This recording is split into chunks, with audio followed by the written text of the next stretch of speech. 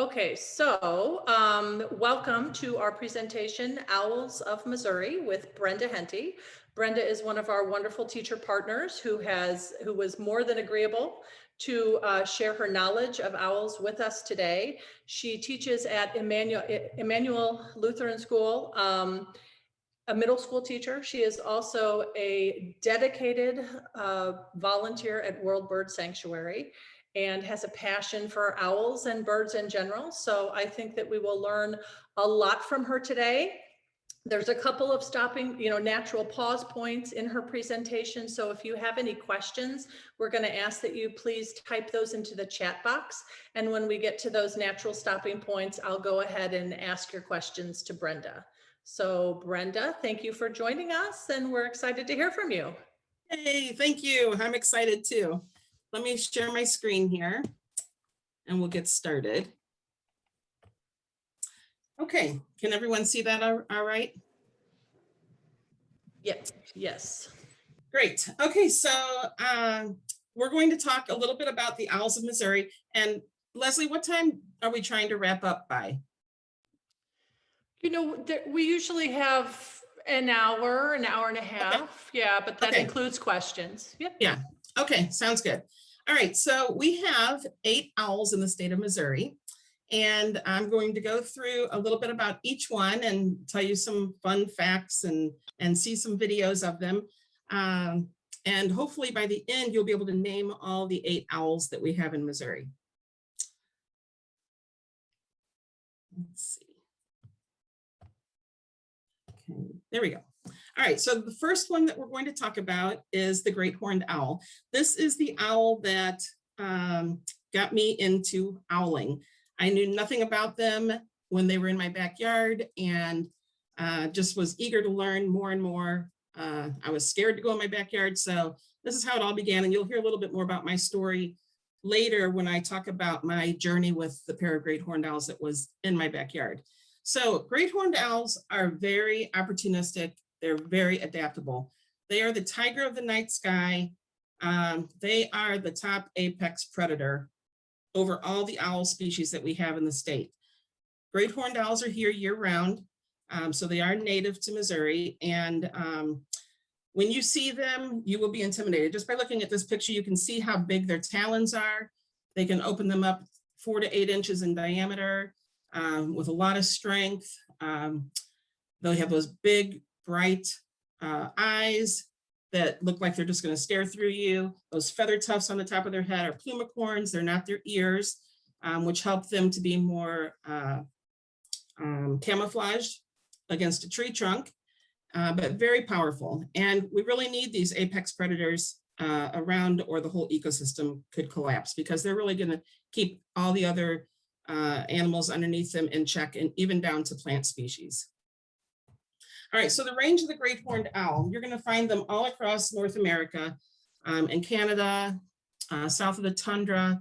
The colder climates, you will find them in a lighter color than you do around here with the dark browns and blacks and oranges.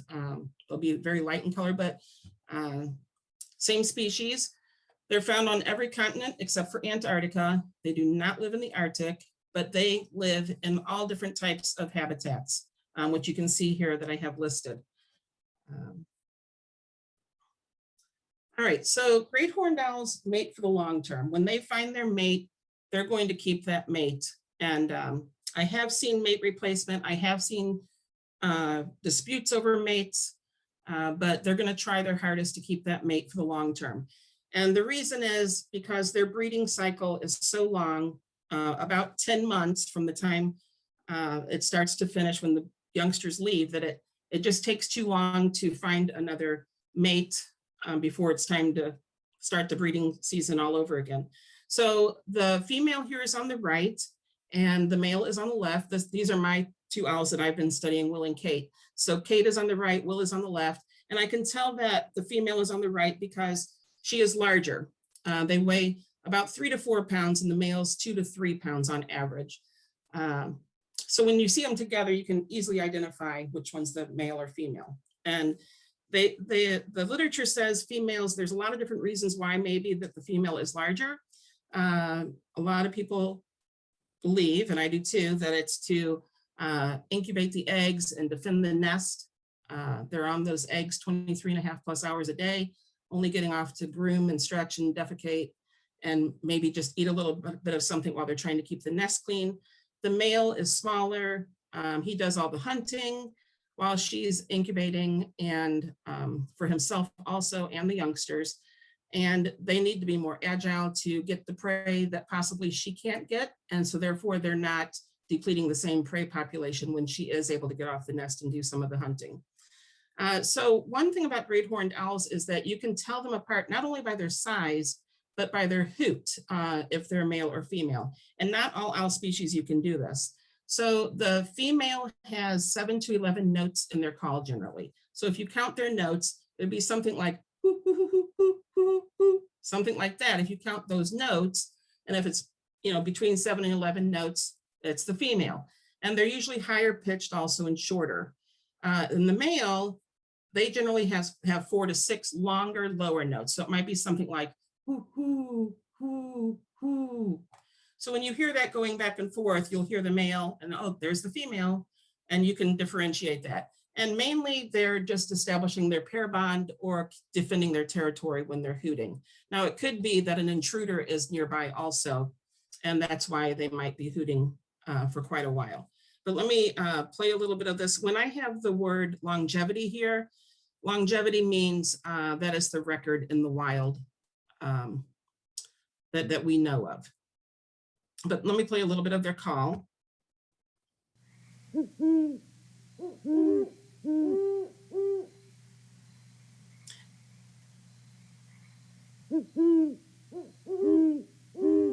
And so they're going to hoot more in the fall. And the reason that they're going to hoot more in the fall is the youngsters have probably moved on because they have to find their own territory. And all those that are coming and flying by are looking for a territory. So they're going to call and let everyone know that's listening that we are here and you better just keep on flying. So, so the fall, you'll really start to hear the owls pick up calling more and more. They're kind of quiet in the summer. They don't want the babies to really find them as much, or they'd be bothering them all day, all night asking for food. So they kind of hide away from the babies during the day, especially as they're getting closer to this time of year when they're trying to make them hunt on their own. All right, so great horned owls are nocturnal and they're crepuscular, meaning active at the edge of both day and night. When I go to visit my owls or go and observe owls, I usually go about an hour before sunset because this is when they're starting to wake up. It's like an hour before you get out of bed. Maybe you'll lay there for a while and stretch. This is what they're doing. They're gonna stay on their perch and stretch their wings, do some grooming, eject the pellet, which is all the undigested bits of fur and exoskeleton that they have not digested from their meal about 8 to 10 hours prior to that. So whenever I see an owl eject the pellet, I know that they've had a meal within the last 8 to 10 hours. And they're also going to hoot. And if you notice here in this picture on the right, this is their gular sac that is puffed out. And that's where all their sound comes from. They don't have to open their mouth to hoot. And here is a video I have of an owl ejecting a pellet. He was hooting for a while and he stopped hooting, and he may have a pellet coming up. So I turned on my video. Sure enough, he does eject the pellet here, and then he goes right into a wing stretch.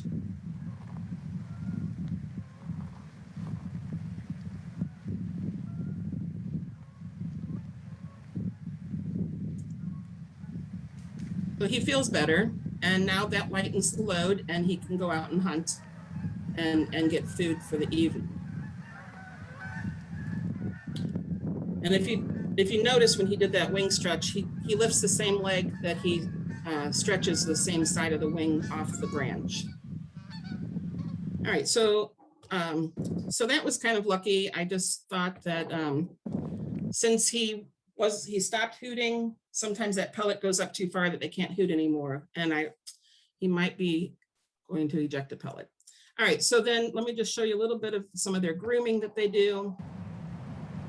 They have over 12,000 feathers on their body. So those feathers really need to be kept in pristine shape, especially before they go out to hunt, so that they can continue to have their silent flight.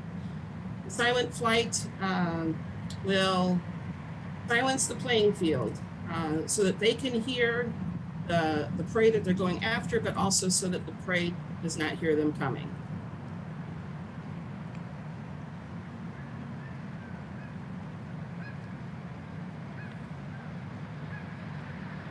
So usually at night, right before sunset, you can observe all of that. All right, so average clutch size for a great horned owl is 2 to 3, although they can have up to 5. A friend of mine out in Montana has seen 5. I've never seen 5 here in St. Louis, or know of any nest here in St. Louis that have had 5 in the recent years. And just what a big difference and impact it has on the mom and the dad when they even have 3 is tremendous. So on years when they have 2, it doesn't seem as hard for them to raise their young, but it's just really something to watch them have 3. But average incubation is 32 to 37 days. They will start in our area of the country. They will start mating in November. Usually by Thanksgiving, I have seen my owls mate.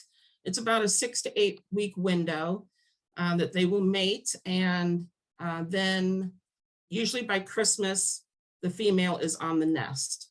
And then usually by Valentine's, I've noticed that the babies have hatched. And I can tell that because it's like a switch has been flipped. Dad is constantly hunting and coming back. And also mom sits higher in the nest, but you'll see that in a little bit later. So owls, great horned owls, most owls do not build their own nests. They live in snags or hollows or other nests that maybe a hawk has built. This picture here on the top left, this was taken at Shaw Nature Reserve several years back when there were 3 living down by the wetlands. Here is Kate in her first snag that I watched her nest in, which is the same as this one here.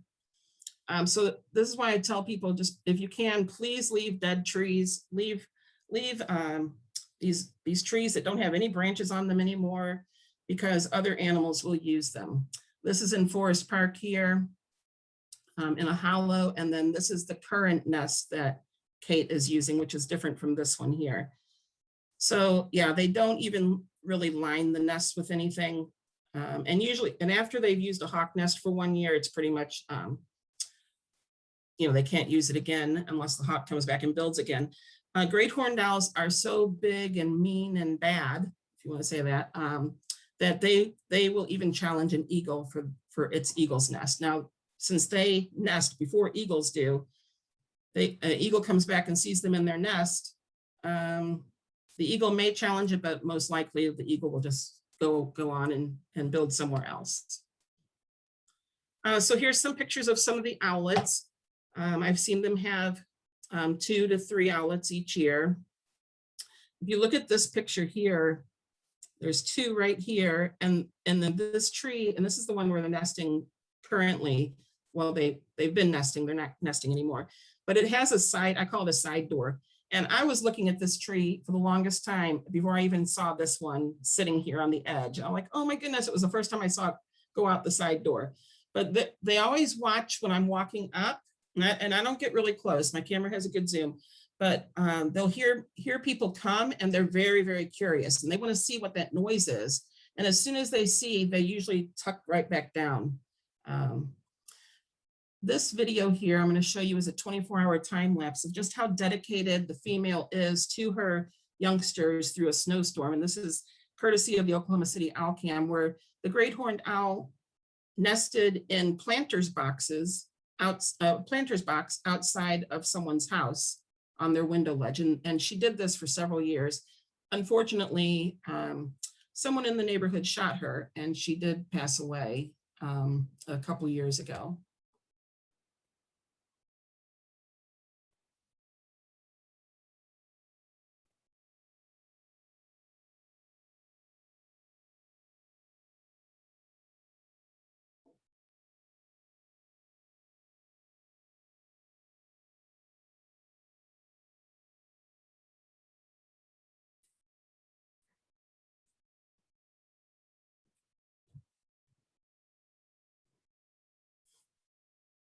All right, so very dedicated to their nest. When I go and observe during nesting season, I'm always going to find dad first because he's never far away and you just don't want to get hit in the head by a great horned owl. They're very, very powerful and can do some damage. Oh, let's go to the next slide here. All right, so once the owlets fledge, it usually takes about 6 to 8 weeks for them to come out of the nest. And I know it's getting time when I start seeing the whitewash over the sides, that it's not going to be long. And also, like this owlet is sitting out here, in the evening, that owlet would probably stand there and flap its wings and build up that wing strength and chest muscles. So it's ready to make that first flight. So once they do fly for the first time and fledge from the nest, a lot of times they don't make it to another branch. A lot of times for that first night, they end up on the ground. And at Wild Acres, where I watch mine, there's a lot of ground cover that they naturally know to go up and sit against a tree. They're more camouflaged. And for that first day, they just need to regain their strength. And then once evening comes, they'll use their bill, their talons, and their wings to climb up into the tree. They may not make it to that first branch the first try. They may fall down and try again. And they may spend several hours trying to get up into that tree, but eventually they do. And their head sometimes at this stage is so large and heavy that they can't hold it up anymore. So they lay down and they sleep laying down. Normally you don't see an owl laying down. Now, if this owl here, if I came back the next day and it was still like that, I would call World Bird Sanctuary or another rehab place and say, this is what I'm seeing. You know, do we need to be concerned? But usually for that first day, I'm not concerned when I see this. And then you get to see all their fluff, which is just so much fun to see. It's so pretty. One thing that owlets do once they fledge from the nest, now I was going to say they lay their eggs asynchronously, so they don't lay them all on the same day. So then, therefore, they're not going to all hatch on the same day. And therefore, they may not all fledge on the same day at the same time. So once they all do fledge, though, they usually like to hang out together, which you can see here in these pictures. Because if mom's going to feed you, mom's going to feed me also. And and plus strength and safety in numbers. So let me play a short video here, a little bit of this one. This was in Forest Park several years ago of 2 owlets sitting in the woods. And the one on the right is going to be the older owlet. And you can tell because it's bigger.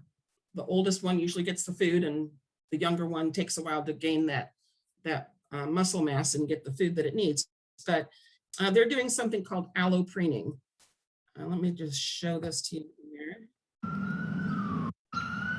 And it's just a sign of affection. They're just grooming each other.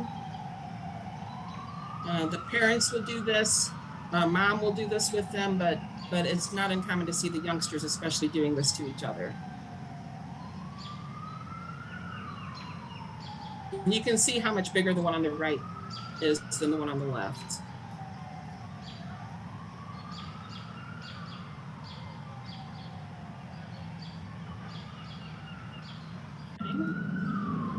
All right, so hunting and feeding. Pretty much everything is on the food chain for these great horned owls. They will even eat a turtle if they can get to the flesh of it. I've seen them go after mink. I've seen them go after raccoon. Rabbit is their, probably, if I were to guess, it would be their favorite and maybe most easiest prey item because the rabbit's just hopping forward. I see them go after squirrel a lot, but they miss the squirrels a lot also. They miss them more than they get them, unfortunately. But I've seen my fair share of squirrels getting eaten too. So here on the right side, mom is going to tear the food for the youngster. She's going to close her eyes because they don't have a lot of really good eyesight up close. So they're going to close those eyes so that the bones and all that doesn't get in their eye, but they're also going to keep it closed when the youngster goes for the food. And you can already see how big that youngster is. They grow almost to adult size within those first few months, but maturity wise, it takes them the rest of the summer to even learn how to hunt and be on their own. So can they pick up your cat or dog? Well, they might be able to pick up your Chihuahua. They're not going to probably be able to pick up your cat. They might kill it and then rip part of it off and take that part, like they just took this rabbit leg up in the tree. But there is a limit. Now, I have seen the male great horned owl go after a dog in wild acres and just went across its back. And I told the owner, you better check its back, because the great horned owl just went across it. But I think that it was using more of a scare tactic, because it was really close to where the babies were, and the babies had just fledged. And I have seen them go after a cat in Forest Park. But they'll eat great blue heron, fish, you name it, rodents, pretty much everything's on the food chain here.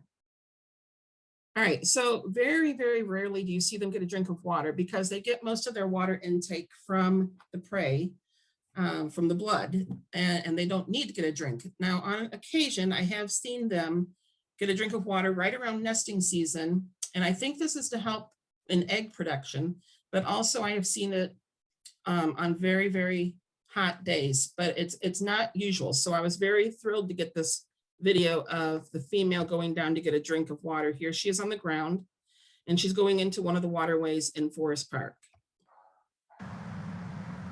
So she's looking around because she's very vulnerable for attack from anything that may be nearby. But to see a 2-foot bird down on the ground getting a drink like this was really exciting.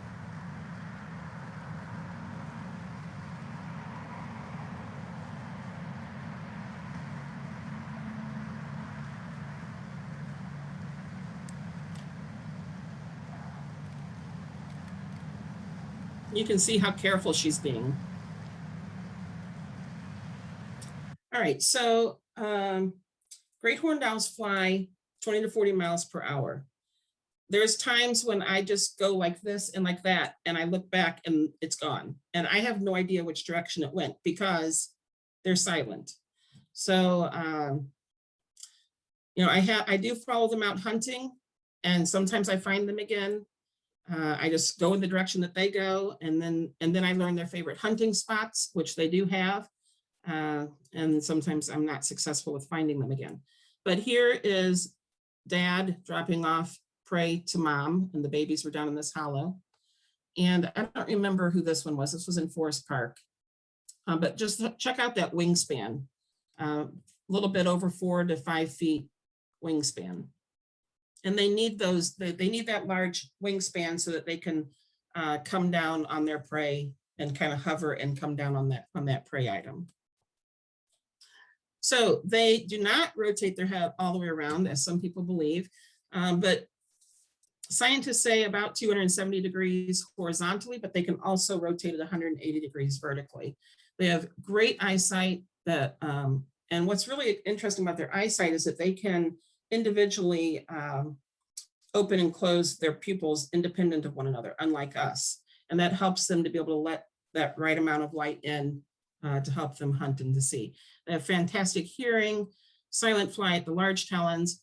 They don't have a great sense of smell. That's why a lot of times these guys will go after skunk. And if they do get sprayed in the face, it could blind them for several days, which of course could lead to their death, even because they can't see or hunt. All right, so that's the great horned owl. I'm not going to spend as much time with all the other ones because the great horned is the one that I know the most, but we are going to go through each of the other owls really quick here. So the barred owl is second in line, I would say, to the great horned owl. They're going to nest a little bit later than the great horned owl. So the great horned owl is going to get all the first nest site picks, and then the barred owls get the second pick. But they're a little bit smaller, a little bit more stocky. They have those vertical stripes on their chest, the horizontal stripes around their neck. They have that rounded head. They don't have the plumicorns. Their ears, like the great horned owl, is right inside their facial disc, right across from their eyes. So if you were to spread the feathers out, you would see a slit right here on the side of their facial disc. And sometimes they're a little bit asymmetrical so that they can hear the sound coming from above and from down below. So they have those dark brown chocolate eyes, that yellow bill. They're just a beautiful owl. And they have lots of different nicknames: the hoot owl, monkey owl, swamp owl, rain owl, crazy owl. And if you've ever had the chance to hear these hooting back and forth, I had a pair this morning from 3:30 to 5 hooting in my backyard. They make all kinds of noises, all kinds of sounds. But the most common is the who cooks for you owl. Now these guys you're going to find primarily on the eastern side of the Rockies. Within the past 100 years or so, they have been moving out west. And as you can see here from Cornell Lab of Ornithology, that they have been starting to make their way down the coastline of the United States and now even into California. The problem with this is that they are now in competition with the owls who naturally live out there. And those owls that naturally live out there are really taking a hit from these barred owls. And there's a lot of different reasons why this is occurring. Scientists believe because of climate change, they're able to live in places they were not able to live before. Different deforestation and different practices along river corridors. Those are some of the ideas of why they're moving out west. So I have something special to show you here, and this is something brand new. You guys are the first group I'm actually showing this to, because we talked about the territorial disputes that they can have now with these owls out west. I just want to show you what a territorial dispute could look like, and it's very intense, and oftentimes leads to death. But this is of two barred owls. This was taken in actually South Carolina, of a friend of mine who sent me this recently. So you're going to see two barred owls having a territorial dispute.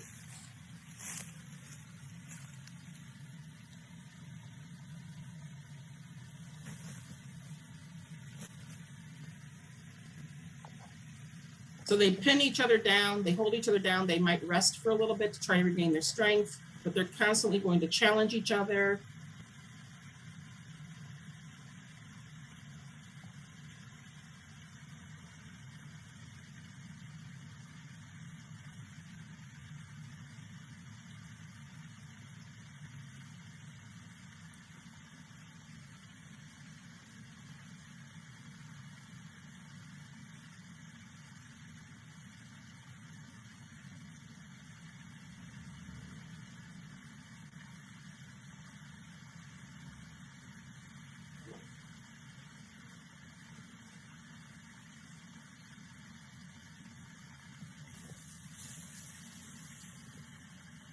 Yeah, so this is not a good thing for these two. I don't know what the outcome was, but I have seen territorial disputes in Forest Park before. And it's literally like at night, I haven't seen talon-to-talon combat for territory. I have seen talon-to-talon combat fighting over a female in Forest Park. But at nighttime when I'm out in Forest Park watching the owls, because there's several pairs down there, it's like they draw a line. It's like, okay, I'm here at the art museum. Don't come over this way. You stay on that side, I'll stay on this side, and they will hoot at each other and basically show each other the line of where they can go and where they can't go. Does that always work? Probably not. But all right, so the description, they're a little bit shorter, 19 to 22 inches. They weigh a little bit less. You're thinking such a big bird and only weighs under 2 pounds. They have a lifespan of about 10 years in the wild, and they have over 13 complex vocalizations, but this is the most common.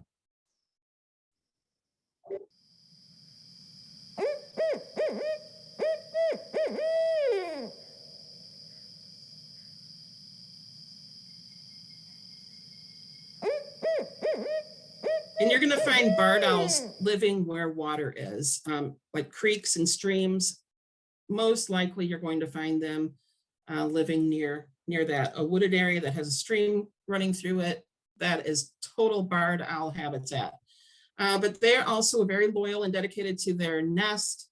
If this last picture here, that little tiny white puffball, that's one of the babies. This was taken not too far from my house, actually, a few years ago.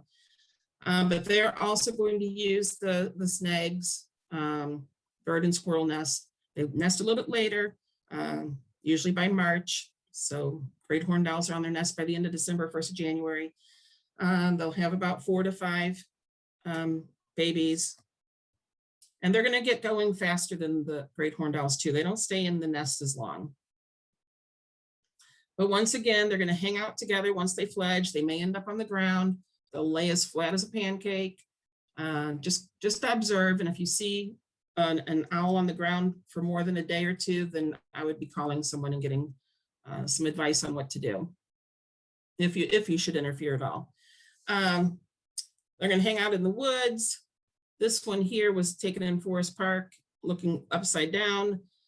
They're just beautiful owls. I really enjoy seeing these every time I come across one in the wild. Down at Shaw Nature Reserve, out by the river, there's a wooded section behind the old landing strip, the airstrip. That's what I call it anyway.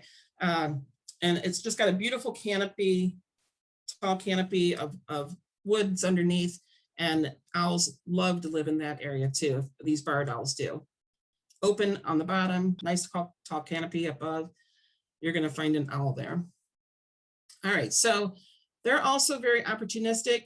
We don't know how really their prey. I think they eat a lot of invertebrates. We can't really tell because, of course, then we can't really study backbones and all their pellets and all that when they eject it because it's not there. But because they live near water, we think they get a lot of their prey item from the water. All right, so our third owl is the Eastern Screech Owl. These guys are small, but they are mighty. You don't want to underestimate the Eastern Screech Owl. They love sycamore trees. They'll usually be sitting right up against the tree, but they also will year-round stay in the little hollows of the sycamore trees, not only when they're nesting, which is different from the other owls that we've talked about. Once they're done nesting, they're not going to go back in those hollows. So if you ask me in July, where are they nesting? They're not nesting right now, and you won't find them in a hollow. They'll just be sitting out on a branch. But these guys will go back into hollows. They learn very quickly that your backyard bird bath is attraction for birds and other animals. So they're going to hunt nearby, and it's not uncommon to find these in your backyard.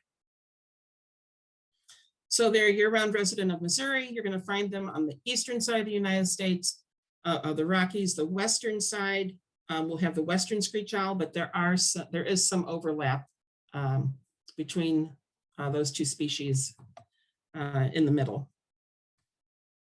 They're very small, 6 to 10 inches, not even weighing a pound, but they still have that large wingspan that they need to be able to hover and have that silent flight come down on their prey.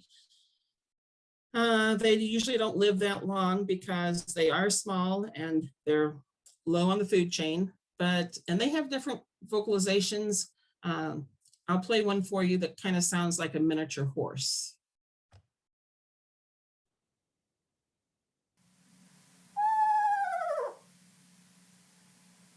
And these guys, they're call, especially if you're out camping at night and you hear this trill, descending trill, it can be very eerie. They do come in actually 3 colors, but red and gray morph is what we normally see here in our state. These were both taken over at in Alton, actually, behind the visitor center. And the brown morphed ones you usually see further south, like down in Texas, but they are the same species. And I believe that it doesn't matter if they're, like, if this is the female and this is the male, they will still mate with each other. All right, so nesting and breeding, they nest after the barred owl, so March to early May, shorter incubation period, and shorter time with their parents. But once again, they're very aggressive. You know, they have those feather tufts standing straight up. And these guys will squint their eyes and they'll kind of turn their body to the side and give you the evil eye. That's them trying to make themselves look bigger and be more, I don't know, like aggressive, like they're wanting to scare you off, you know, let you know how mean and tough they are. And then again, the Eastern Screech Owlets are going to hang out together. This is the only picture I have of Eastern Screech Owlet babies. So I'd like to get more of those one day, but super cute, very curious, the same as the others. All right, and then the fourth owl that lives here year round. So far, all of these owls that we've talked about live in the state of Missouri year round, and so does the barn owl. Beautiful owl, buff colored on the back, kind of, I like to call it a biscuit color on their back. They have the rounded wings and very short tails, but they have very long legs. That the other owls have long legs too, but you normally can't see them. But these guys, you can see their longer legs more easily. And they have that heart-shaped facial disc with that bill that's even going down, pointing downward to create more surface area that's going to push that sound into their ears, which would be right in here, right underneath, right in front of this ruffian corridor of their face. So right in here. All right. So they are the world's most widespread owl, living right alongside of humans. They're found in agricultural areas, rural, urban areas. I talked to a man from South Africa, Cape Town, South Africa, and the township that he lives in has a very huge rodent population. Well, they also have a very large barn owl population, because barn owls are is the only owl that can breed up to 3 times a year as long as their prey population is big enough. And so because in his township they have all these rodents, these owls are laying 3 clutches a year. And you can see here in this that they can lay up to 18 eggs per clutch.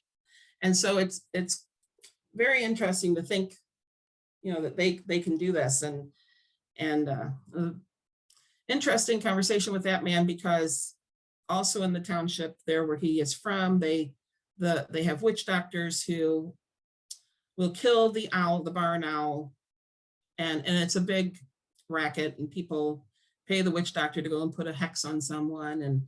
And so what he has done, it's really a cool story, is that he has gotten the word out and is really making a difference in Cape Town. I can't remember exactly where, because what he's done is he started educating the schools, and he's going into the classrooms and getting to these owls before the people who come and kill them do. And they're raising these owls in the classrooms, you know, with tongs and disguises so that the owls don't become adapted to the people. But it's making the students learn that these owls are not evil, and making them have an appreciation for them. And then they're going home and telling their parents. And now with this program that he's had for several years, I think the last time I talked to him, he said he has over 100 owl-safe schools now in Cape Town, South Africa, and he's really making a difference. So that's a really neat success story of how things are changing there. In Missouri, they used to be on the endangered species list. With the help of World Bird Sanctuary, where they've released over 1,000 back into the wild, we no longer have them on the endangered species list. All right, so I kind of got off on my little story there, but it was a good one to tell, I thought. So here you can see how long their legs are. The problem with the barn owls have is that they are running out of places to nest. The old barns are being torn down and put up metal ones, and they can't get into these barns to nest like they used to. So they're finding anything that they can to nest, but it's still very difficult for them. So anytime you can put up some barn owl nest box or agricultural fields, if you can talk to people about not even putting rodenticides out, but just putting nest boxes up, they're going to take care of your rodent population. All right, so these also have lots of nicknames, but the monkey-faced owl, and their call, and one reason why, if you get into the mythology of these owls, people would consider them to be a ghost. Well, when they come screaming at you when you open your barn door at night or in the evening, they're trying to get away from you. They're not trying to come and attack you. But while they're doing that, their natural defense is to scream, and it's their call. And this is what it sounds like. And they look white when they spread those wings out. Underneath, they're more white than that biscuit color on their back. And then they get the ghost, like, oh, it's a ghost, and all this and that. So let me play their call for you.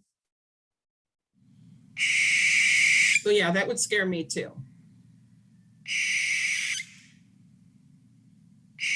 And before we go to the next owl, I just want to tell you, if I can remember, two things about this owl that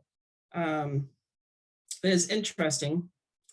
They have a pectinate comb on their foot. Now, most owls have 4 toes, but the barn owl has a 5th one. It just sticks out here, and it's called a pectinate comb. And they use that comb to help groom and control the lice or their feathers. And I don't remember what the other thing was I was going to tell you about them. But anyway, that's just an interesting fact about barn owls. No other owls have that. All right, so those are the 4 owls that we have here year round. The short-eared owl and the others that I'm going to talk about, we only get here for part of the year. And the short-eared owl, this picture was taken actually by my friend Danny Brown up at BK Leach Conservation Area. And if you ever want to go see a short-eared owl, this is a place that you can go to see them in the evenings, about an hour before sunset, BK Leach Conservation Area during the winter. So if you're aching to find one of these, that's where you need to go. You can tell that this is a short-eared owl. It doesn't have any feathers, tufts on its head. It's got that triangular shaped mascara, smudged mascara behind its bright yellow eyes.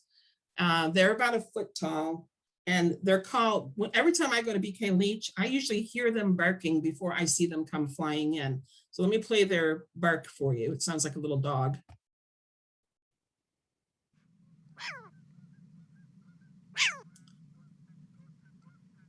So if you're quiet and just standing there in the fields listening, and if you see the northern harriers flying by, you'll usually see them in the fields flying over.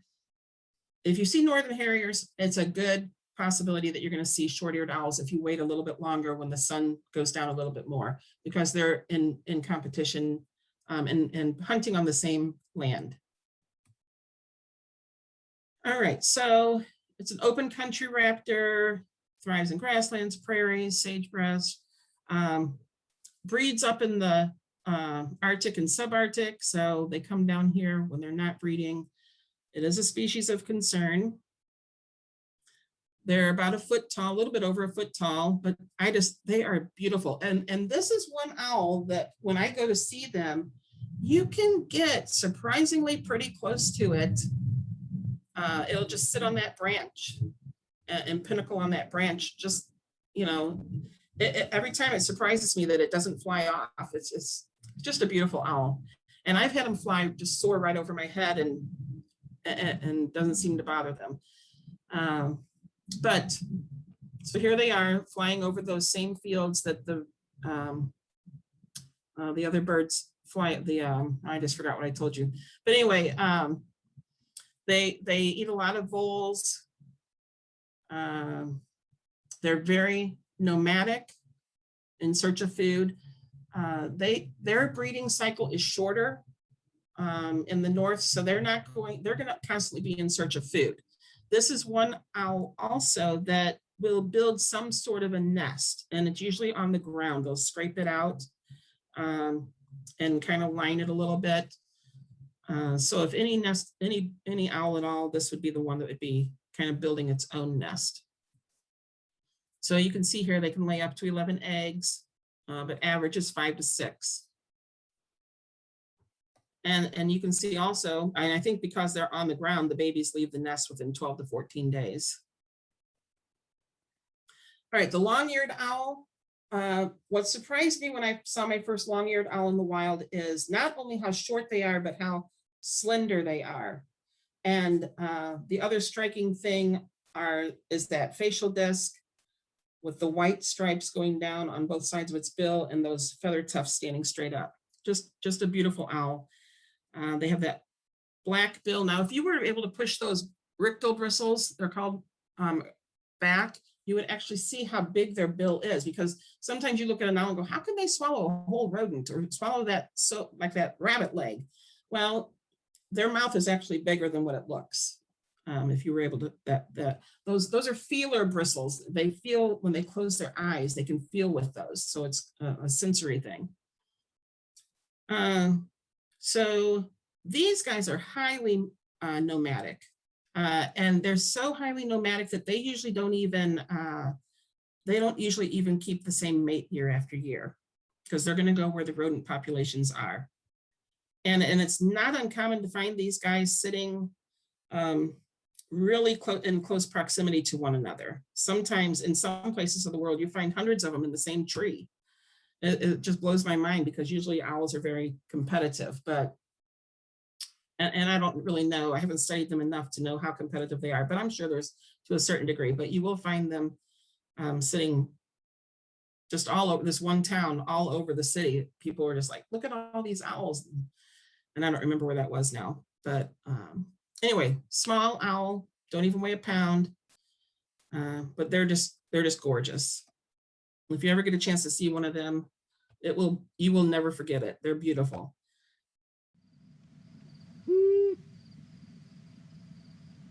All right, and so there's their call. And that's it. That's all they do. They don't have all these different complex vocalizations. Okay, so here we go. They nest in dense forests, but in the daytime they hunt in the open meadows, or they hunt in the open meadows and marshes after dark, not in the daytime. Their long-eared owls appear to form new pair bonds each season. They winter in groups of up to 100 at a time, as I was saying. They have they nest in loose colonies, only a few feet apart from each other. And voles make up a lot of their diet. All right, and then we have a little northern saw-whet owl. If any of you are old enough to remember Eddie Munster, I call him the Eddie Munster Owl. He's got those white eyebrows. He's super short. When we band these at World Bird Sanctuary, the reason that we're banding them is to find out their range, how far south they go in the winter. And for about 6 weeks, every evening we set out nets and we call them. And when we get them in our nets, we weigh them, we put them inside a frozen orange juice concentrate can. Their little feet are sticking up, and we put the band on them and we take them back out, and they're very docile. They usually are not bill clacking and all that. They're usually very calm, and within minutes we have them banded and back out the door. But we have the asymmetrical ears, and they're just a beautiful owl. One thing that's really cool about this owl is one of the last things we do when we band them is we always, the health of the owl is first and foremost. So if the owl doesn't look stressed, the last thing we do is turn off the lights in the trailer that we work out of and turn on a black light, and we spread their wings out, and we can put them under a black light, and we can see this pigmentation in their wings, a porphyrin that's a pink color. And as they get older, and we can tell their age by looking at that pink coloration in their feathers, which you can't see with our own eyes without the aid of the black light. But that's how we can age them. And we can't age them more than, we just say 2+ years, but their lifespan is not older, is not more than 5 years, because they're so small. And we have found out that some of them do overnest here or overwinter here. So that's part of the study. All right, and if you're ever out hiking in the winter and you're walking by cedar trees, I always look in cedar trees for northern saw-whet owls. They love cedar trees. And if you see one, they're pretty docile. They'll sit there on the branch. Some people say, oh, they're so docile, I can just reach out and touch it. I don't advise, because they still have those talons that can slice you. And let me tell you, it hurts. All right, so here they are, little guys, lifespan 2 to 7 years old. Look at how much they weigh, 2 to 3, 4 paper clips in weight. They're not very much at all. They don't weigh very much at all. All right, so this is what they sound like.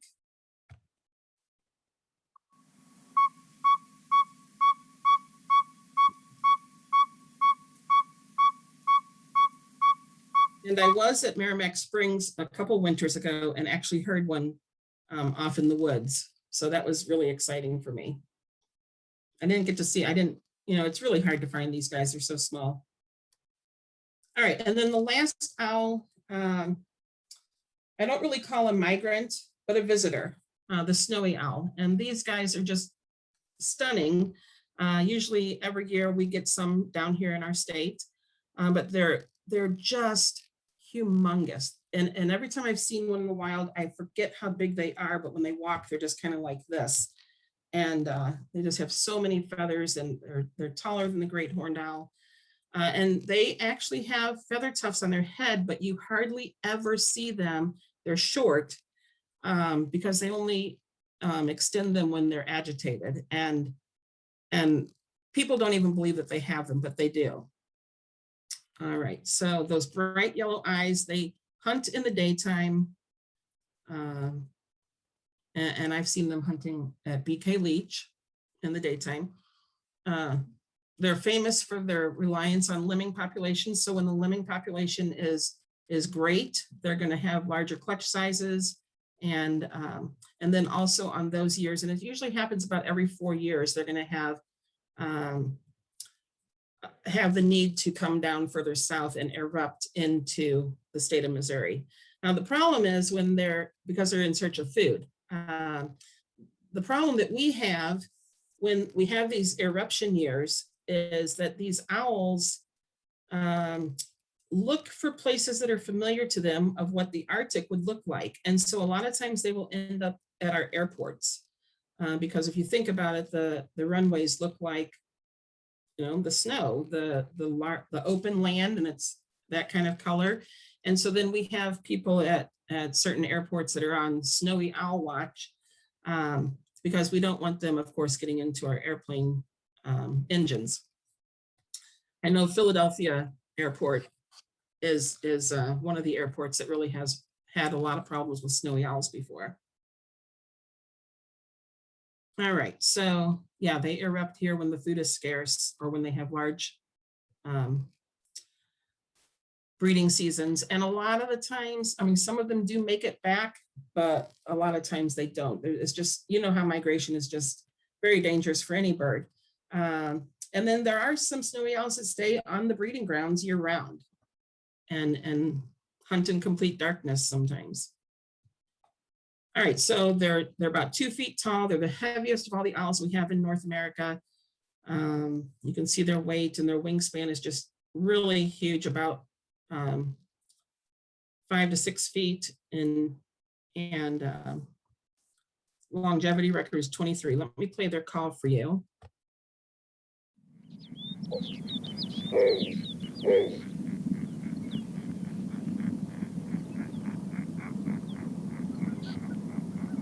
Okay, so they're the most recognizable owl worldwide. People are going to travel miles to come and see this owl. I know I did the first snowy owl I saw, which was this one here. I traveled 3 hours to Macon, Missouri to see that owl. But a lot of times they will come down somewhere in Missouri. We've had a couple last year that came near BK Leach area, and I know one of them did not survive. I don't know what happened, if the other one moved on, and I didn't hear. So hopefully one day you'll get to see a snowy owl. So they're very well camouflaged. Let's look here. This is a great horned owl. It's facing that way. But you can just see how it blends right in with this tree branch and the tree. This is a short-eared owl. This is a little northern saw-whet owl. And then you saw this picture already of the eastern screech owl. We have a great horned owlet in the brush on the ground cover. We have a barred owl right here. the long-eared owl here, and then the snowy owl. And look at how it blends in with those rocks. It's just amazing. They're so well camouflaged. So how do we find an owl in the wild? Listen for the calls at dawn and dusk. That's my best advice. And when you hear them, go out and see if you can find them. Look for whitewash. It's going to be different than the normal bird poop. Okay, it's going to be stark white, and it's going to be a lot of it. So just take notice. If you see some on the ground, maybe look up and see if there's one sitting right above you. Look for their feathers. They have this very tight serrated edge, leading edge, and they just look velvety. They just look like velvet. And then this very loose trailing edge. Most likely it's going to be an owl feather. A hawk feather is very stiff, so you're gonna be able to tell the difference between the two. Look for their pellets. If you're walking and you see pellets on the ground, above, there's probably gonna be a nice branch that, if it's not sitting there, but that they're going to be using night after night to go and eject their pellets. So come back the next night around sunset, especially if these pellets look fresh and not too dried up and kind of already pulling apart. But if it looks pretty much intact, come back the next night and just kind of watch that branch and see if you see an owl coming to sit there, because most likely they use the same perch sites. All right, and then most importantly, which is sometimes the hardest, is take the time to go out to look. Oh, and also if you hear robins or blue jays or something like that making their warning calls, especially in the summer, this is how I can find my owls a little bit easier, because I listen to what the other animals are doing, or in the evening when I'm hearing the squirrels making their crying calls. I've learned that they're upset because an owl is nearby. All right, so let's go over the owls. We have the short-eared owl, the long-eared owl, the eastern screech owl, the snowy owl, the barn owl, the great horned owl, the barred owl, and the northern saw-whet owl. So those are 8 owls in the state of Missouri. All right, so this is a good stopping point for a couple questions if you want. Otherwise, I have a short little segment that I'm going to show you on my Will and Kate, and then just talk about the owls at Litzinger for a couple minutes at the end. So Brenda, there are a couple, can you hear me? Yes, I can. There are a couple of questions that came in. One came from Mary Wente.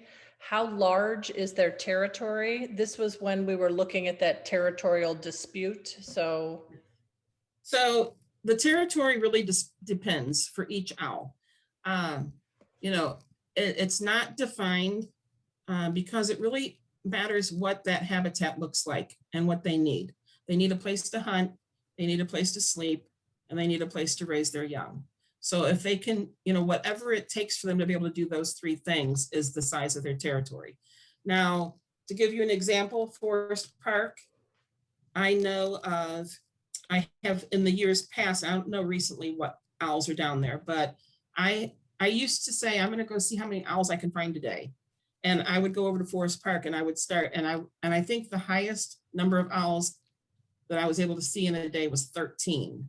Now, does that mean their core territory is all in Forest Park? No, but they live on the outskirts and then maybe go hunt that way, where the ones in the middle of the park stay and claim the park.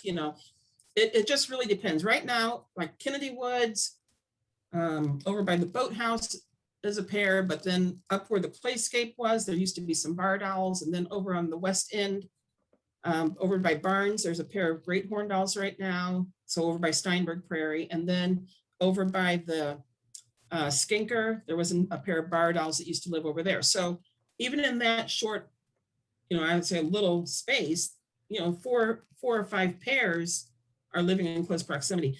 A scientist said, I read, that when these owls go out to disperse and find their own territory, it's super difficult for them to find their own territory. It's like finding the one empty peg hole on your pegboard that's not taken. And honestly, if we just look around our neighborhoods, we would be amazed at how many owls we actually have. And the reason we don't know they're there is because they have silent flight. They're active when we're not. And yeah, so, you know, but it is very difficult. And when they find that territory, they're not going to give it up. And that's why they have these territorial disputes, because it's just so hard to find their own territory. So I hope that answers your question. Thank you for that. The second question was really, we were trying to confirm the name of the conservation area you mentioned when you were talking about short-eared owls in winter. Is it B as in boy, K as in Karen, Leach, Leach, conservation area? Yes. Okay. And it's up, I can't remember the name of the highway. Maybe someone knows. I don't remember, but just if you just look up BK Leach Conservation Area, yeah, you'll see it. It's about an hour northwest of here. Up Highway 79, I believe. Okay. I wanted to add, Brenda, so how many like kind of owl territories are in Forest Park? You said like about 4? Well, I don't know currently, but the most, see, and territory, their whole territory may not be in Forest Park, but part of it might be. So what happens with these owls, great horned barred owls? I haven't seen an eastern screech owl in Forest Park ever, but that doesn't mean they're not there. Is they have their core territory that they're going to come back to every night or every day to roost every morning, and they're going to sleep all day in their core territory. Like, for instance, a pair of great horned owls, I used to be able to find them always between the boathouse, the World's Fair Pavilion, and the Muni. And that was their core central territory. But I also know that at nighttime, that pair of great horned owls would hunt all the way over to the Art Museum, all the way over to Steinberg Prairie, you know, so then they have their hunting territory, but they're going to come back to their core territory. But then the other owls were kind of on the fringes of Forest Park. So where their territory actually extended to beyond Forest Park, I don't know, but their core territory may have been on the edge of Forest Park. And that's like what I was saying earlier, they draw those definitive lines, and you know, if you cross that line, you're gonna, you know, I've heard the great horned owls hooting, and then all of a sudden the barred owls will hoot, which is before they built that play station down there, that playground area. And it was just like, yes, I'm here too. Yes, don't you forget, I'm here also, and this is it, you know. So, yeah. You know, to say, I don't know for sure how many are there now, but it's not uncommon to have multiple in Forest Park. Multiple pairs. So I mean, I want to reinforce to everybody like listening that, you know, how important some of these, you know, fragmented urban spaces are, you know, that are like such a vital habitat that Forest Park is that, you know, maybe 4 pairs of owls using that, whereas if they were in more suburban or other, you know, urban areas, their territories are probably much larger because they're having to spread out even farther, so that a spot like Forest Park's probably just prime real estate that many owls are probably trying to push each other out constantly. Like you said. And that is true. Yeah, that pegboard metaphor you used, I think, is great, because it's probably a lot farther between those peg holes for some of these owls, and then Forest Park's, you know, kind of tighter pegboard holes. Right. Yeah, I agree with all that you said. Right. So those look like the only questions that we have. If we're ready to, move on to the next part. Thank you. Thank you. And let me move on to, I want to tell my little story of my owls here, and then talk a little bit about the Litzinger Road Ecology Center owls. So my journey started in 2010, and this was Will and Kate, and I named them Will and Kate. I just thought I had to name them. I didn't, of course, they're not my pet, but Will and Kate were getting married in England at the time. And like I said, I knew nothing about these guys, and it took me 2 weeks to actually find them in my backyard.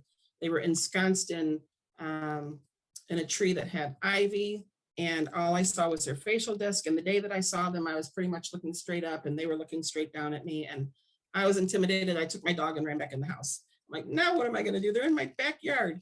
Well, didn't take long, and I started getting used to them being there and wanting to know more. So I've been observing them for 10 years. They moved after 4 months of being in my backyard. They moved 0.8 of a mile as I drive, not as they fly, to a nearby park, Wild Acres Park in Overland.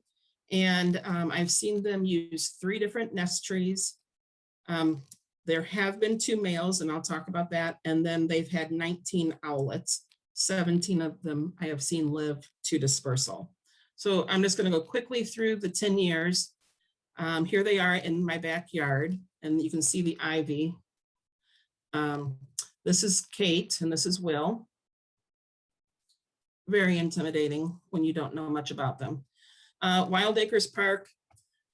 It's a small park, but it's got everything they need. In the middle of the park, if you can see this tree here, it's broken off snag at the top, dead center of the park. This is where she started nesting the very first year. So now when they were in my backyard, it was October through January. So they did not nest that first year when they were in my backyard. And now, how do I know that this was the pair that moved to Wild Acres Park? Because after observing them for 4 months, I knew their voice, and we'll talk about voice patterning in a minute, their coloration. I would watch them fly out, and I would follow them out, and yes, they're my owl. They're my owls, but they're not. And so they took up residence here. The first year, then after that, they had 2 owlets. I named them Frederick and Louise after my mom and dad. I did not even have a camera at this point in time, so I don't even have a picture of them. The next year, they had 3 owlets, and here they are, Stan, Lil, and Red, because of Cardinal baseball. Very successful, though. The third year, or the next year, they had Xavier, Ruth, and Everett. So they had 3, and they're all using that same nest tree that I told you about. I showed you at the very beginning here, that broken off snag. The next year, I stopped naming, oh, no, I'm sorry. This year here, so this was Xavier, Ruth, and Everett. They're very protective. As you can see here, Kate is mantling over her nest, over her babies, trying to make herself look big, because what she's looking at is a great blue heron flying over her. And yes, great blue herons would come and eat these babies if she wasn't around. This picture here, you can see 2 of the owlets, but what you may not see is right here is Kate watching around the tree. Do you see her right there? All right, and then this picture here, this is Kate sitting next to her 2 of the 3 that she had that year. And she sat next to them for 2 weeks like that because a hawk got one of the babies. So they're still protective and vigilant, but things do happen. So this was the first time that I had seen a loss of any of the owlets. All right, well, the next year, her nest tree finally did fall down. So I wasn't sure what was going to happen. At this point in time, I'd been into this a few years and had known that that tree was not going to stand forever, and was kind of looking at what I thought might make a good nest. And there was not a lot that I would think that she would choose from. She did not nest the next year. This is her right here. This is Will during that winter, but they're still holding down the territory. The next year, she did nest in another snag of a tree, and you can see her, hopefully you can see her face here. Here's one eye, here's the other eye, here's a feather tuft, here's a feather tuft. So you can see how well camouflaged she is in that nest. And here she is, half of her face is looking out. Most literature states, or the literature that I had read, is that normally if the great horned owl, if her eggs do not hatch by day 40, she will get off the nest. Day 40, she got off the nest. And Will would go back to that nest snag and hoot and hoot into it and get into it and entice her, please come back, come back, come back. And it's a mourning process. You can see them, and each time I've seen this, it's in Forest Park and here at Wild Acres, the male really does mourn when something happens, and I'm sure the female does too. Well, what was interesting is also then in February, Will died. Now I'm still calling them Will and Kate, okay, but there's Will the second. I'm just keeping the name, but I know from this point forward, we're talking about a new male. So, so Will died, was found on this tree stump looking rather sick. I did not see this happen. Otherwise I would have had that Owl the World Bird Sanctuary within minutes, but a friend of mine sent that to me and then I couldn't find Will. So later that fall, a new male did come through and did form a pair bond with Kate. And this is the new male that I call Will also. And now just to make sure that I had two different males, I asked, because I wanted to be certain, you know, because I didn't see what happened to this body of this owl. You know, did a predator come by and get it? I don't know what really happened to it. Did it fly somewhere out into the neighborhoods? I don't know. But I mean, I thought, yes, this looks like a different owl. It's behaving a little bit different, but I want proof that this is a different owl. So I had a spectrogram done of its vocal recording. And now this is the first Will.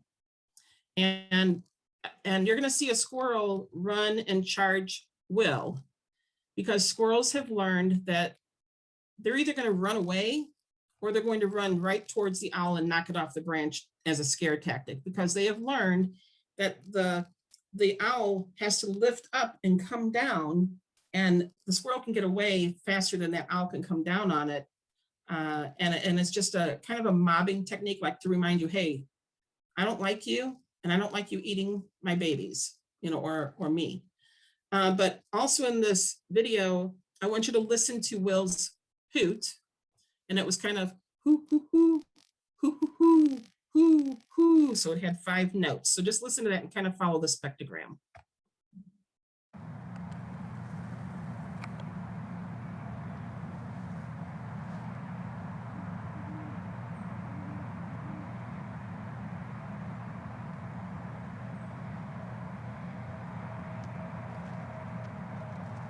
Okay, so I've seen that happen more than on one occasion, and I hope you could follow along with that, but it was hoo, hoo, hoo, hoo, hoo. So then the new Will came in, and he has four hoots. So his is hoo, hoo, hoo, hoo. But I chose this video for you to listen to his hoot and follow the spectrogram, because even the hummingbirds will come by and try to intimidate the great horned owl.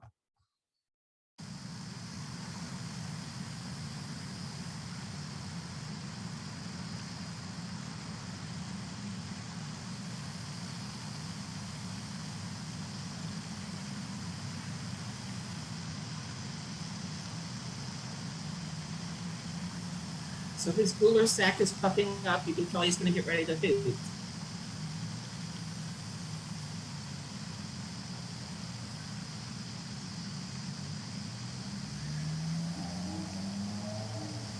All right, so sure enough, I did have a new male.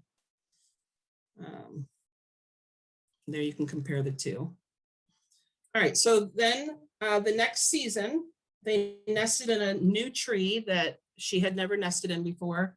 And this is the one that she is still currently using this past year. So they had 3 owlets here during the winter of 16-17. And you can see her looking out. And by this picture, just by looking at it, I can tell that she's on her babies already, because she is raised up pretty high in that nest. When she first gets in there, you can barely see a feather tuft down here in this crevice. All right, so these are the 3. All right, this year though, when she had these 3, one of them stayed around and did not leave in the fall, even after being chased out. It would be chased out. I would see Will and Kate both chase the baby out. in October. The latest I had seen up until this point was October 10th, the latest that I'd ever seen one still be in the main territory. It was way past October. She was already into the next nesting season, and her babies had already hatched when I finally, the last time I saw what I called Junior leave in April. Normally this does not happen. Normally they're forced to go out. So for whatever reason, this one was allowed to stay. All right, the next year they had 2. Now, this picture was snowing outside, but here is her facial disc. Here is her one eye. The rest of her facial disc is behind here. So she's very well camouflaged in her nest. If you look here, when I was looking at this picture, I was still unsure how many babies she had that year. So I had my binoculars trying to count heads. And I must have been there a good 20 minutes trying to see if I saw a third one before I saw her sitting on the edge of her nest. This is how camouflaged they are. And I always want to know where mom is. When she's not on the nest, you better find mom before you even try to go near. So then, like I said, they hang out together, sometimes laying flat, and just really learning life, learning what sounds are when airplanes fly over or this or that, bobbing their head, trying to get that depth perception of, and a lot of times when they're first making those flights onto branches, they miss the branch or they'll end up upside down, and it's just a whole long learning process. And later on, the beginning of summer, maybe, you will see the parents throw a stick at them so that they pounce on it, and they practice pouncing on things. So it's interesting to watch the whole process. The next year they had 2. You can see her way down in the hollow here. So she might still be on eggs right there, just by how high she is up in that hollow. Because look at this picture here. And then here's one of her babies. The next year they had 2. And eventually it gets to the point where she can't fit in the nest anymore. And then as soon as they leave, mom and dad are back together again, usually sitting in the same trees and hooting and proclaiming their territory. This 2 years ago, this was fun to watch because I thought for sure this baby was just going to fall right out of the tree. It just kept leaning over and leaning over. And this one was really close to the sidewalk, and everybody that walked past got a really great view of it. I was pretty much on guard for 24 hours that day until the park closed because people were like, oh, is it hurt? No, don't touch it. You're going to get hit by a great horned owl if you do. All right, so then we have the babies fledged from the nest. Mom and dad are usually going to sit back together again. So you've got Kate here and Will back here. So you're usually going to find them near, close by. Still watching their babies though. And then this last season, they had two babies again, and they are still in the park. They have not left yet as of last night. So we'll see what happens tonight if I go out. And this is just from this season, but you can tell when I see this whitewash, I know it's not going to be long. Mom doesn't fit in there anymore. So she sits outside the nest, just does, if she needs to tear up food for them, she'll sit on the edge here and tear it and give it to them. All right, and then while doing this for 10 years, I have seen some pretty amazing things. I just picked a few pictures out to show you why it's so hard to find them sometimes, because they just look like the extension of a tree branch. And there's lots of times where it's like, oh wait, I see one. And I look and no, I didn't. Well, don't feel bad. It happens to everybody. But it's always better to look than not look. Kate hooting. It's always great to see them hooting. This night was particularly, I'll remember this as a good night. Will was sitting ensconced in this tree with the draping pine branches, and he went after a bird right over my head. He caught I don't know if it was a robin or a grackle, and I followed him out and I saw him. He's hooting, hooting, hooting, calling for Kate to come and get it. She never came, so then he flew off with it, and then I lost, but he was doing some hunting for her. But I also see some other pretty amazing things while I'm out there. You know, I saw a fox family for a few years at Wild Acres. Someone, I don't know how it got this dog bone, but it was near its den, which was right in here. Great blue herons. This was actually when I came out to do a survey at Litzinger. James, you'll probably remember this, and the turkeys were up in the tree over by the glass house.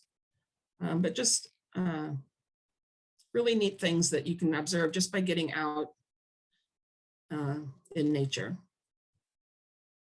All right, and then briefly, I've come out to help do some owl surveys at Litzinger, and we have seen both barred owl and great horned owl on the property. I think one of the main reasons why we wanted to do this was when the construction started, we wanted to know before the construction started what we had there and how that construction was, the habitat changing was affecting the owl population. And it's really hard to have more information than this. If I think of Litzinger Road Ecology Center, I think, yes, by the glass houses in the evening, I see great horned owls. By the creek, I see great horned owls on the other side of the creek. I see the barred owls up more closer to the cabin. That's my own short story of what I would look for when I was going. But once and you start building your story and you start going back to those same places, and this all takes time. And of course, I have not put in the time at Litzinger to be able to give any type of report other than that. But what is important is to know is that we have these apex predators living there, which is really good for the ecosystem there. And it takes a lot to support an apex predator, and Litzinger Road Ecology Center is doing that. So I'm excited about that, and I hope that, and I see no reason why the owls won't continue to live there and nest there. So with that, that is the end of my presentation, and I wanted to give photo credit to a lot of people here that helped me out. And if you're interested in any books or publications about owls, I'd be happy to give you some lists, and I want to thank you all. Oh, Brenda, thank you. We have, that was extremely informative. I learned a lot. I'm excited about all of this new information that I have. We did have a couple of questions that came in from Aaron Gunther, and then I have another question that's kind of brewed in my mind. So let me ask Aaron's questions first. Okay. The first one is, what is the white patch on the great horned owl called again? It's a gular sac. Gular, gular sac. Thank you. Mm-hmm. Thank you for spelling that too. Mm-hmm. And then the second question, are great horned owls the only owls that do not use their beaks to make their call? No, I think, oh boy, I mean, I can't say 100% because I haven't studied the others as much, but I don't believe so. I think it works kind of like a, what do you call it? Accordion? Accordion, thank you. Where they can just push that sound out of their air sac. I don't know for sure, but I don't think they have to open, I don't think that any of them have to open their mouth, but I may be wrong. Thank you. My question that I had was, and I know you mentioned, you've been to Litzinger a few times to look at our owls, and then obviously you've been studying Will and Kate for many, many years. Do you go out every day to see Will and Kate? No. Or to look for them? No, especially in the summer. Now, during the breeding season, I will go out there because I document, when did they start nesting this year? When did they, when did she go in the nest? I document the breeding cycle, the whole nesting season, and I get out there. I try to go out there as much as I can during those days. But once I would say through February, when I'm looking for that first night, when I think that they've hatched and I see Will go out and hunt and bring back food, once it gets closer to summer and those babies have fledged from the nest and the trees are starting to get fuller, it's really hard to find them. And it makes it more difficult, and it's hot, and it's the mosquitoes, and, so it takes me a little bit more to get out there. But occasionally, like now, I'll go out there a couple times a week just to see if I still see them around. And one day I'm going to come out there and I'm not going to see them. Well, does that mean they're gone? No, that means I may just not have seen them. So then the next time I go back again, I just document when was the last time I saw them,